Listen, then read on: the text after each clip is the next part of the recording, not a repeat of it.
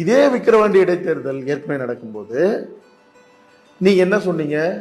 வன்னியர்களுக்கான இடஒதுக்கீடை நான் தான் வந்து தரப்போறேன் அப்படின்னு நீங்க சொன்னீங்க.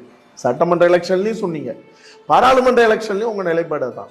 அப்ப நீங்க வந்து போன இடைத்தேர்தலில் நீங்க வாக்குறுதி கொடுக்குறீங்க, சட்டமன்ற தேர்தலில் வன்னியர்களுக்கு வாக்குறுதி கொடுத்து 10.5 அள்ளி தெளிச்சது போல அவசர கோலத்தில் இவங்க பண்ணினாங்க.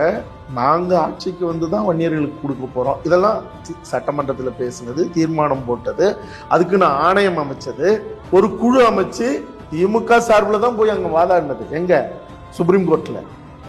அப்ப இதெல்லாம் என்ன நாடகம்? இப்ப நீங்க முதலமைச்சராகி 40க்கு 40 தொகுதியும் பாராளுமன்ற தொகுதிகளில் நீங்க ஜெயிச்சு வன்னியர் ஓட்டெல்லாம் வாங்கினதுக்கு பிறகு எல்லா அதிகாரமும் எங்கள்கிட்ட இருக்கு, இனி நான் உங்களுக்கு இடஒதுக்கீடு தர மாட்டோம், சமூக நீதியெல்லாம் தூக்கி குப்பை தொட்டியில் போட்டு கார் தூண்டு தூக்கி விட்டோம், இனிமே நாங்க